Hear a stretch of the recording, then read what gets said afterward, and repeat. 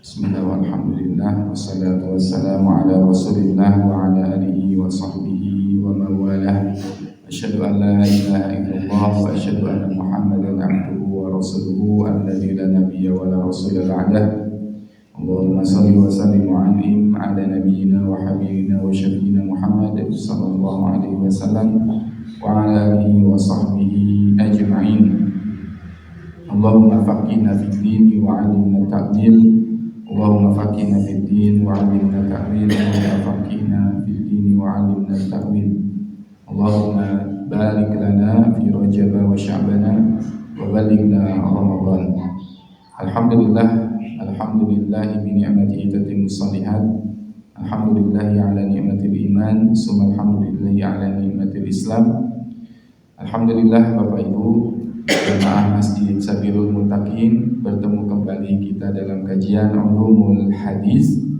Dan insyaallah pada kesempatan pagi hari ini kita akan sama-sama masuk pembahasan baru dalam kitab Ulumul Hadis karya Syekh Mahmud Al-Tohan.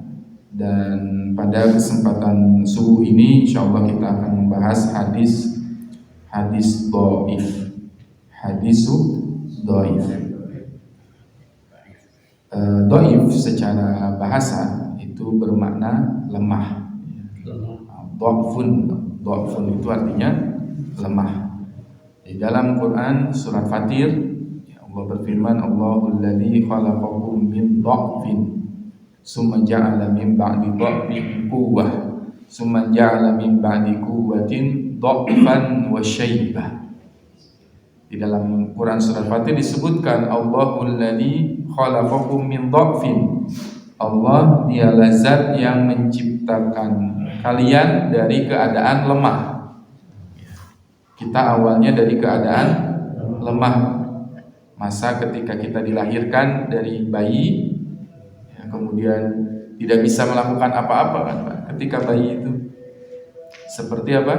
Anak bayi yang ketika lapar hanya bisa menangis.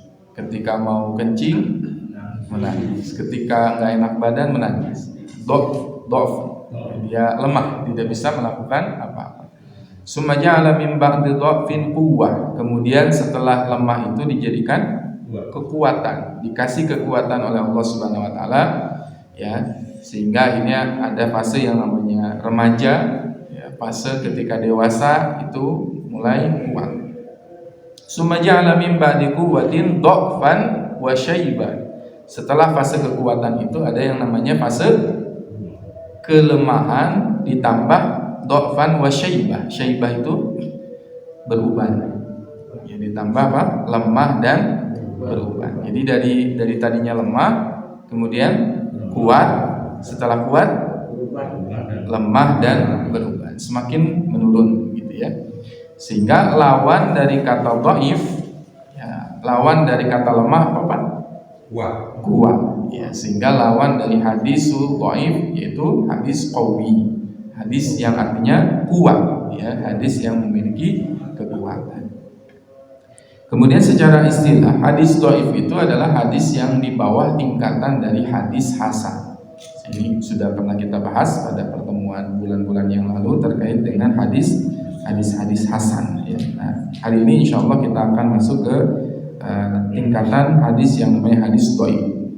Hadis dhaif pun nanti berbeda-beda tingkatannya, ya, jadi dari dhaif pun kalau kita turunkan kembali dia akan berbeda-beda dari segi tingkatan kelemahannya, ya. Ada dhaif itu yang ringan, ada dhaif itu yang sangat berat sekali, ya. Sehingga nanti kita lihat ada hadis yang dhaif bisa diamalkan atau tidak, gitu. Masuk ke pembahasan atau pertanyaan pada bulan yang lalu, ya, beberapa bulan yang lalu ada yang bertanya, Ustadz, apakah hadis dhaif itu boleh diamalkan atau tidak? Nah, nanti kita lihat dari segi tingkatannya seperti apa. Apakah hadis dhaifnya itu dhaifun jiddan atau nanti dhaifnya benar-benar sangat dhaif atau disebut sebagai hadis maudhu, ya. Hadis maudhu itu artinya hadis yang palsu begitu, sehingga nanti bisa atau tidak diamalkan. Nanti kita akan lihat. Nah, Macam-macam dari tingkatan dhaif itu ada beberapa. Yang pertama ada yang disebut sebagai ya dhaifu jiddan, jadi sangat dhaif atau sangat lemah. Ada yang lemah saja, ada yang wahi itu artinya tidak kokoh. Ada juga yang nanti mungkar, hadisu mungkar, ya hadis yang di dalamnya ada kemungkaran. Kemudian yang paling buruk, yang paling rendah dari tingkatan hadis dhaif adalah hadis maudhu, atau yang disebut tadi sebagai hadis yang palsu, ya, atau hadis yang palsu. Kemudian kita lihat ya, ada beberapa periwayat juga yang sangat lemah ya dari segi sanad. Ya. Kalau dari jalur Abu Bakar As-Siddiq radhiyallahu an, ya, kita bisa nanti menemukan seseorang yang bernama Shadaqah bin Musa Ad-Dahiqi. Ya, kemudian hadisnya bersumber dari Farqad As-Sabaghi dan dari Murrah At-Tabib ya, dari Abu Bakar. Ya, ini hadis yang lemah ya dari jalur Shadaqah bin Musa. Kemudian dari sanad yang terlemah dari penduduk Syam ya, ada Muhammad bin Qais Al-Maslub dari Ubaidah bin Jahar dari Ali bin Zaid dari Qasim dari Abu Umamah. Ini dari penduduk Syam. Ya, dari Ibnu Abbas pun ada nanti hadis yang lemah ya, lemah periwayatnya dari siapa? Sumbernya dari As-Suddi atau As-Suddi Muhammad bin Marwan dari Al-Kalbi ya. Ini adalah hadis-hadis yang bersumber merupakan hadis yang mungkar atau hadis yang maudhu, bahkan bohong gitu. Nah, kita sekarang lihat contoh-contoh hadis yang dhaif. Contoh-contoh hadis yang dhaif. Ada sebuah hadis yang diriwayatkan oleh At-Tirmizi dari Jalul Al-Asram dari Abi Tamimah Al-Ujaimi dari Abu Hurairah dari Nabi SAW. Dia mengatakan, "Man ata haidan aw imra'atan fi dhuhuriha aw kahinan faqad kafara bima unzila ala Muhammad." Ini hadis yang dhaif. Man ata haidan, barang siapa yang menggauli wanita yang sedang haid, atau barang siapa yang mendatangi wanita yang sedang haid. Au imra'atan fi duburiha, atau mendatangi wanita pada duburnya. Au kahinan, atau mendatangi seorang dukun. Faqad kafara bima unzila ala Muhammad, maka dia telah kafir terhadap apa yang diturunkan oleh Nabi Muhammad SAW. Nah, ini hadis yang lemah, ya, hadis yang lemah. Kenapa ini menjadi hadis yang lemah? Karena kita tahu bahwasanya untuk mengeluarkan seseorang itu dari kekafiran itu butuh sesuatu syarat-syarat yang sangat banyak, ya, sesuatu yang sangat dosanya itu sangat besar. Sedangkan kalau kita perhatikan seseorang yang mendatangi wanita yang sedang haid, melakukan hubungan antara suami istri ya, ketika sedang haid sang istri itu, dosa tidak Pak? Dosa. Tapi dosanya sampai mengeluarkan kepada kekafiran atau tidak? Tidak. Jawabannya tidak. Ya, meskipun dilakukan dosa besar, tapi tidak sampai mengeluarkan seseorang itu dari ya menjadi kafir begitu, atau mendatangi seorang wanita ya dari belakangnya ya, itu dosa tidak? Dosa begitu, tetapi tidak sampai mengeluarkan seseorang itu dari kekafiran. Ya, kemudian atau seseorang mendatangi dukun. Seseorang ya au kahinan faqad dia mendatangi seorang dukun. Kafir atau tidak, Pak? Nah, gimana nih Pak? Beda-beda, ada yang kafir, ada yang tidak. Seseorang mendatangi dukun, hukumnya apa Pak? Gimana? Nah, bingung kan? Insyaallah ya. Gimana Pak hukumnya? Dia syirik. Ya, tentu dia masuknya syirik. Tapi dia masuknya kepada apa hukumnya? Nanti ada hadis yang lain. Barang siapa yang mendatangi seorang peramal, kemudian dia percaya dengan apa yang dia katakan, maka sholatnya tidak diterima selama 40 hari 40 malam. Jadi sampai ke kafir tidak? tunggu dulu ya, dia nanti termasuknya yang seperti apa. Ada yang dia datang karena tidak ada ilmunya, dia kemudian datang misalkan ya ke satu ustadz ya, atau sebutnya saya sering menyebutnya uskun, Mbak. Pernah dengar uskun, Mbak? Ustadz dukun. Ustadz tapi dukun gitu ya. Dari tampilannya ustadz gitu ya, tapi dari segi pengamalan dia dukun begitu ya.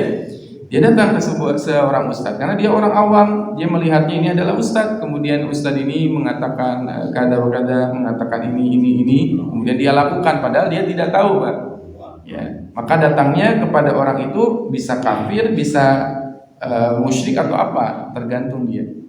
Kalau misalkan dia orang awam dan dia tidak tahu begitu, dia mungkin hanya jatuh kepada tindakan tadi, sholatnya tidak diterima selama 40 hari atau 40 malam. 40 hari 40 malam.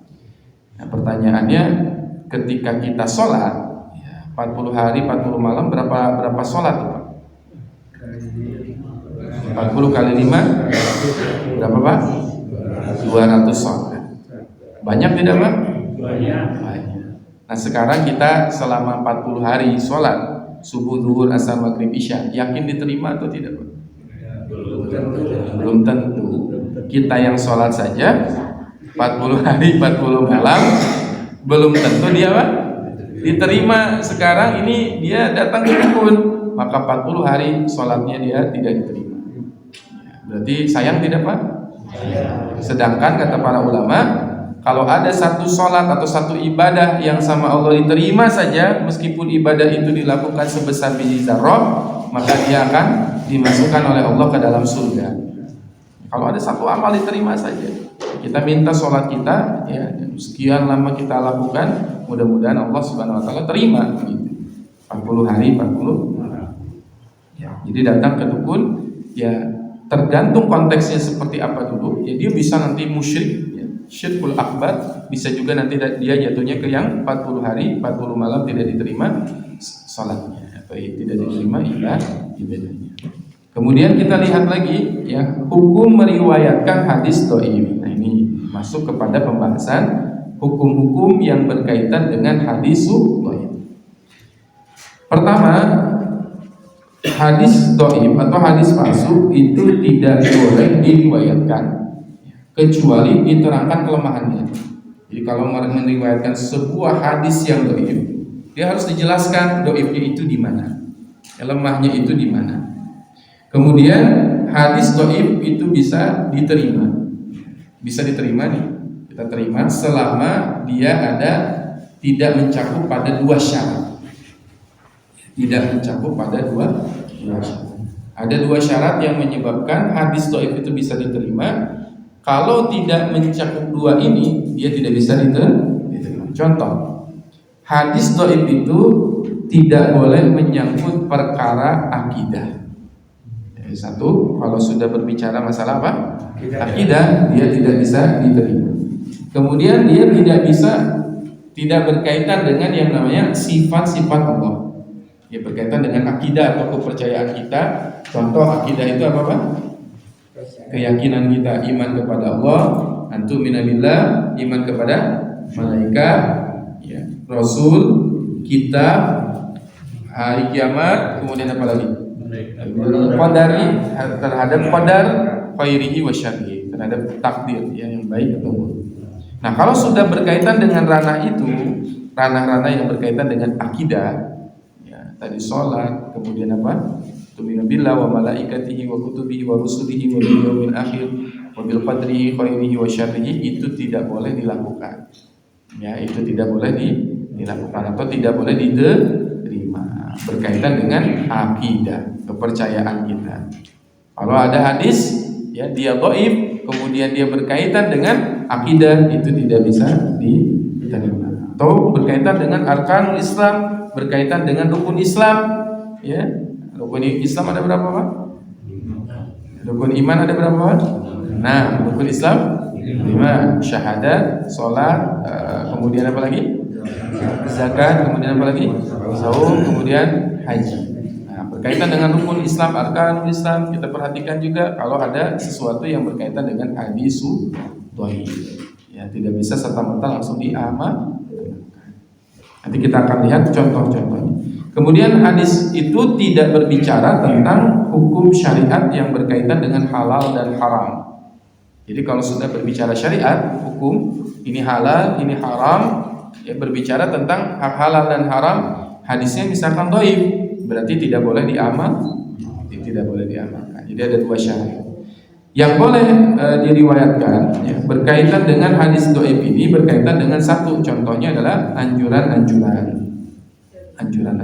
kemudian dua, hadis yang berkaitan dengan ancaman, tiga, hadis yang berkaitan dengan kisah-kisah, yaitu menurut beberapa pakar hadis ya, seperti Sufyan Ats-Tsauri rahimahullah taala, ya, kemudian juga Imam Ahmad bin Hanbal itu diperbolehkan. Ya, kalau berkaitan dengan apa? Nasihat, ya, fadhailul amal, ya, fadilah amal. Kemudian juga apa? Ya, berkaitan dengan kisah atau qasas itu boleh diriwayatkan. Kalau berkaitan dengan hal ibadah itu yang tidak boleh. Atau berkaitan dengan akidah itu yang tidak boleh. Contoh yang lain ya, kita bisa melihat ya, ada beberapa ya, hadis ya, yang berkaitan dengan hadis-hadis tadi. Contoh, sebagai contoh tadi saya menyampaikan di awal berkaitan dengan doa, sebuah doa yang kita tentunya sering mendengar doa ini ya, Allahumma barik lana fi Rajab wa Sya'ban wa ballighna Ramadan. Allahumma barik lana fi Rajab wa Sya'ban wa ballighna Ramadan. Nah, hadis ini sahih, dhaif atau apa, Pak? Hadis ini. Hadisnya jawabannya adalah dhaif. Hadis ini adalah hadis yang dhaif. Hadis yang lemah. Boleh tidak Pak kita ucapkan hadis itu? Misalkan kita berdoa tadi, Allahumma barik lana fi Rajab wa Sya'ban wa ballighna Ramadan. Boleh diamalkan? Boleh. Ya, jawabannya? Boleh. Kenapa boleh? Karena satu, dia tidak terkait dengan akidah. Dua, dia tidak terkait dengan halal dan haram, ya. Dan dia tidak berkaitan dengan arkanul Islam, rukun Islam tadi. Sehingga konteksnya hanya doa. Yang namanya berdoa boleh tidak? Boleh. Ya. Walaupun akhirnya hadisnya dhaif. Dari mana sumber hadisnya kita bisa melihat? Ada sebuah riwayat. Haddatsana Abdullah, haddatsana Ubaidah bin Umar, haddatsana Zaidah bin Abi Ruqad an Ziyad an-Numayri an Anas bin Malik qala kana an-nabiy sallallahu alaihi wasallam idza dakhala Rajab qala Allahumma barik lana fi Rajab wa Sya'ban wa ballighna fi Ramadan wa barik lana fi Ramadan. Wa kana yaqulu lailatul jumu'ah gharra'u wa yawmuha azharu. Perhatikan hadisnya dari Abdullah, dari Ubaidullah ibnu Amr, dari Zaid bin Ar-Ruqad, dari Ziyad an-Numayri, bahwasannya dari Anas bin Malik, Nabi SAW ketika memasuki bulan Rajab, beliau mengatakan, Allahumma barik lana fi Rajab wa Sya'ban wa ballighna Ramadan. Ya Allah, berkahilah bulan Rajab kami dan Sya'ban kami, dan sampaikanlah kami ke dalam bulan Ramadan. Kemudian beliau juga mengatakan bahwasannya malam Jumat itu adalah malam yang mulia dan harinya adalah terang benderang. Harinya itu terang benderang. Riwayat ini dikeluarkan oleh Imam Ahmad ya, dalam musnadnya, dalam kitab Musnad Imam Ahmad. Kemudian juga Ibnu Sunni dalam kitab A'malul Yaum wa Lailah. Kemudian juga dalam kitab Imam Al-Baihaqi dalam kitabnya Syu'abul Iman. Dan juga kitab Imam An-Nawawi dalam kitabnya Al-Azkar. Ini ada hadis ini, Allahumma barik lana fi Rajab wa Sya'ban wa ballighna Ramadan. Nah, kalau kita lihat dalam segi ilmu sanad, hadis ini menjadi hadis dhaif. Kenapa dia jadi dhaif? Ya. Kenapa dia menjadi dhaif? Karena di dalam hadis ini terdapat dua orang rawi ya, dua orang yang meriwayatkan hadis yang dia itu lemah. Siapa? Pertama ada Zaidah bin Abi Ruqad dan yang kedua adalah Ziyad An-Numayri. Imam Al-Bukhari dan Ibnu Hajar Al-Asqalani menilai bahwasanya Zaidah bin Abi Ruqad adalah sebagai sosok yang munkarul hadis, orang yang membawa hadis-hadis yang munkar.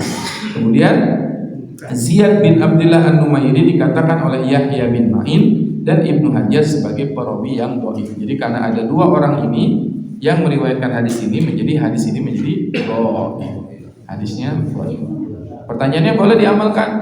Jawabannya adalah boleh. Kenapa boleh diamalkan? Karena tadi tidak bertentangan dua rukun tadi, dua syarat tadi, tidak menyangkut akidah, tidak menyangkut ibadah, dan tidak menyangkut syariat, ya, sehingga boleh diamalkan. Dan itu tidak bertentangan juga isinya, ya. Kita meminta keberkahan kepada Allah agar diberkahi bulan Rajab. Bulan Rajab adalah bulan yang diberkahi. Kenapa? Karena dia termasuk bulan haram. Inna iddatash syuhuri indallahi 12 syahran fi kitabillah yauma khalaqas samawati wal ard minha arba'atun hurum. Surat At-Taubah.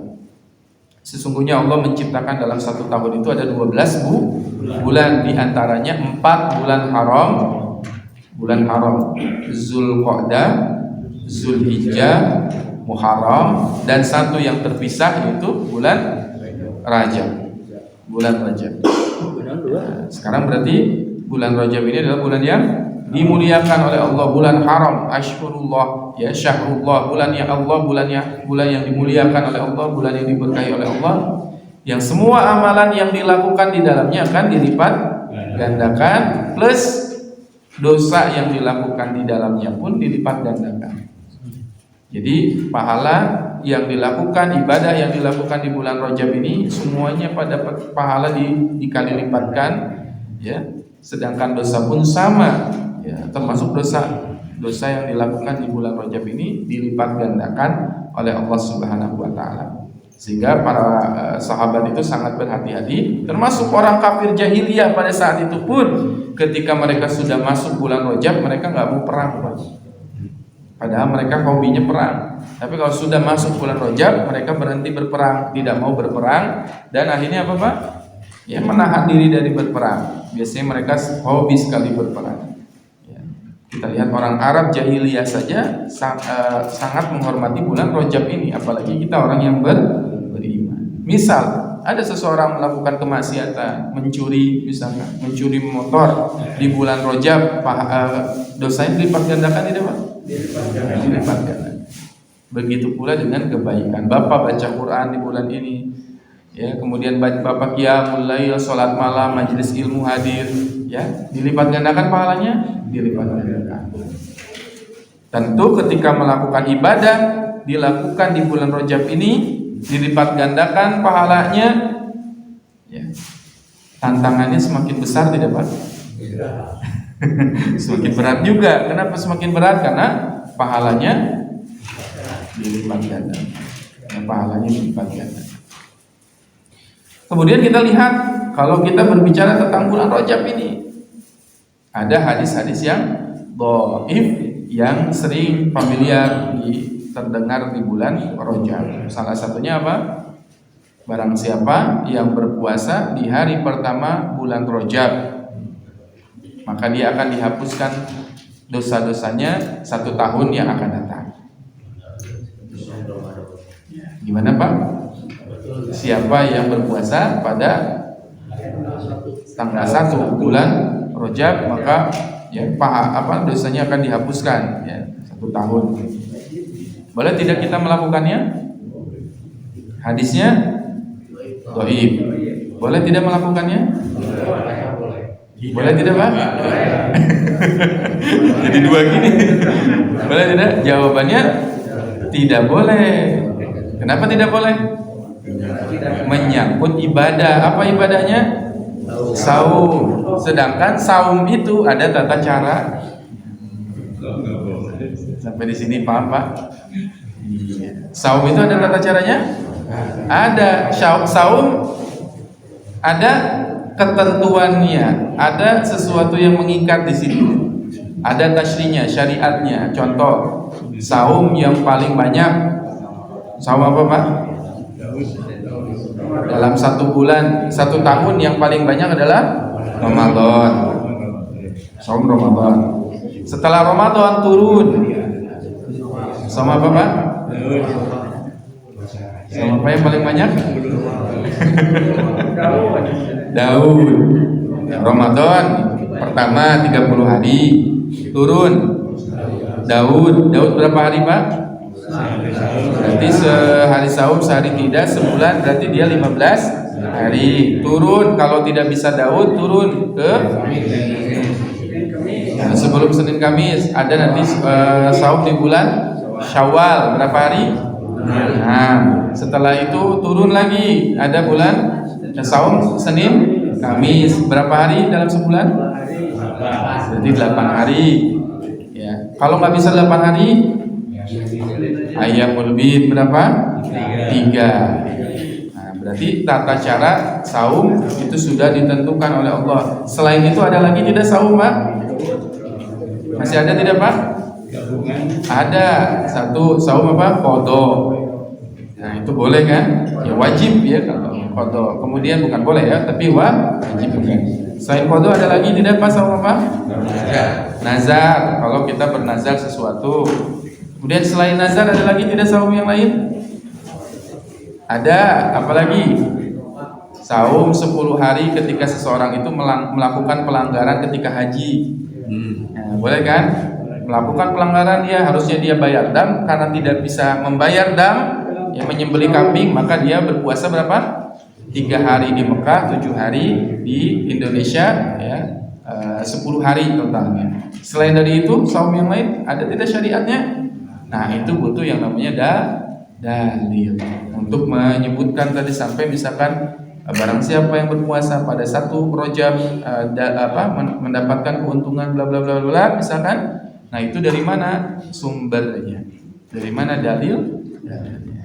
Selain itu misalkan contoh, barang siapa yang melakukan sholat raghaib di bulan Rajab, pernah mendengar tidak Pak sholat raghaib? Ya, nanti ada biasanya kalau sudah menjelang akhir-akhir bulan Rajab ada yang namanya sholat raghaib. Sholat apa? Raghaib di bulan Rajab. Ya. Ada tidak dalilnya? Kalaupun ada, katakan dia dhaif, boleh tidak diamalkan? Tidak boleh. Kenapa tidak boleh? Karena dia menyambut ibadah. Contoh dia tadi sholat. Yang tadi dari segi saum, berarti seseorang itu paling maksimal boleh melakukan itu adalah saum Daud. Kalau hari-hari biasa, ya hari-hari biasa saum Daud. Nanti ada juga riwayat yang menyebutkan bahwasanya Rasulullah berpuasa hampir 1 bulan di bulan Rajab ini katanya. Ya ternyata hadisnya adalah dhaif. Karena Rasulullah tidak berpuasa sebanyak itu di bulan Rajab. Kalaupun seseorang ibu-ibu biasanya semangat misalkan saum, ya maksimal ibu-ibu boleh saum itu adalah paling rajin adalah saum Daud. Tidak boleh lebih dari itu. Contoh misalkan ada orang yang sangat bersemangat saum, Ustaz saya saum Senin Kamis, saya juga saum Daud, saya juga saum Ayyamul Bid. Ya, dia Daudnya jalan, Senin Kamisnya jalan, Ayyamul Bidnya juga jalan. Jadi dalam 1 pekan dia bisa semuanya saum. Kenapa semuanya saum? Kan Ustaz Senin Kamis saya puasa misalnya. Kemudian ditambah dengan Daudnya, Selasanya dia puasa ya, Senin, Selasa, Rabunya misalkan Ayyamul Bid. Ya dia puasa juga Rabu, ketemu dengan Kamis, ketemu Jumat sampai Sabtu Minggu, akhirnya dia puasa juga. Boleh tidak Pak? Jawabannya tidak boleh. Jadi tinggal kita putuskan saja mau mengambil saum yang mana. Kalau mau paling banyak maksimal Daud, kalau tidak bisa Daud berarti Senin Kamis, kalau tidak bisa Senin Kamis Ayyamul Bid, 3 hari dalam sebulan 3 kali ya kita saumnya. Itu contoh-contoh yang berkaitan dengan hadis-hadis yang dhaif. Ya, contoh lain ya, satu lagi contoh yang lain yang berkaitan dengan hadis-hadis yang umumnya berkaitan dengan Ramadan ya. Di bulan Ramadan nanti banyak sekali hadis-hadis yang dhaif yang biasanya keluar ya terkait dengan bulan Ramadan. Contohnya hadis dhaif yang sering keluar dan yang sering kita dengar yang berkaitan dengan Ramadan. An Abi Hurairah qala Rasulullah sallallahu alaihi wasallam li kulli syai'in zakah wa zakatul jasad as-shaum as-siyamu nisfus sabr. Sering kita dengar dari Abu Hurairah radhiyallahu anhu, dia mengatakan Rasulullah sallallahu alaihi wasallam bersabda, segala sesuatu itu ada zakatnya. Zakatnya badan adalah puasa, dan puasa itu adalah separuh dari kesabaran. Pernah dengar Pak? As-saum nisfus sabr. Saum itu setengahnya sabar. Hadisnya adalah hadis yang dhaif. Kemudian ada lagi syahrul Ramadan, syahrul sabr. Bulan Ramadan adalah bulan sabar. Bulan Ramadan bulan sabar. Benar tidak Pak bulan Ramadan bulan sabar? Benar tidak Pak kita di bulan Ramadan bersabar? Nah, sabar Ustaz, mau buka puasa sebentar lagi gitu ditahan itu ya. As-saum Ramadan syahrus sabr. Ramadan adalah bulan sabar. Jawabannya hadisnya gimana? Nah, hadisnya dhaif. Harusnya dibalik Pak, mulai hari ini Ramadan tahun besok, mulai beberapa bulan lagi ya, 2 bulan lagi Ramadan tahun depan insyaallah kita rubah mindsetnya Pak, dimana biasanya kalau kita saum itu adalah bulan kesabaran ya, kita rubah. Ramadan itu bukan lagi bulan sabar, tetapi Ramadan itu adalah bulan syukur ya, bulan apa? Syahrus syukur, bulan kita bersyukur Pak. Bersyukur tidak Pak di bulan Ramadan? Ya, harus lebih banyak sabar atau syukurnya Pak? Harus banyak bersyukurnya. Kenapa? Buka puasa saja kita menunya banyak Pak. Di masjid ini banyak ya Pak ya. Ada bala-bala, ada gehu, ada apa lagi Pak? Ya, ada kurma dan sebagainya. Segala jenis makanan ada gitu ya di bulan Ramadan. Ya. Dan ingat kata Nabi SAW bahwasannya puncak-puncaknya ibadah bagi seorang hamba adalah ibadah yang dilakukan karena rasa syukur. Ibadah itu apa? Tingkatan tertinggi dari seseorang melakukan ibadah adalah ketika seseorang melakukan ibadah itu karena rasa syukur, bukan karena rasa sabar. Ya. Contoh misalkan pernah di terakhir Rasulullah SAW qiyamul lail sampai kakinya bengkak, ya. Sampai kakinya pecah-pecah, ditanya sama Ummul Mukminin Aisyah radhiyallahu anha, kenapa engkau masih melakukan qiyamul lail sampai kakimu itu bengkak sedangkan engkau itu sudah dijamin masuk surga? Kemudian jawaban dari Nabi adalah, ya, apakah tidak boleh afala akun abdan syakura? Tidak bolehkah aku menjadi hamba yang bersyukur? Kata Rasulullah SAW. Berarti apa? Tingkatan ibadah yang paling tinggi kita melakukan sebuah ibadah itu karena rasa syukur kita. Kenapa Bapak sholat? Karena bersyukur kepada Allah. Kenapa Bapak baca Quran? Karena bersyukur. Kenapa Bapak zakat? Bersyukur. Kenapa kita melakukan saum? Bersyukur. Semua ibadah yang dilandasi dengan syukur insya Allah akan lebih tahan untuk istiqomah. Wallahu a'lam.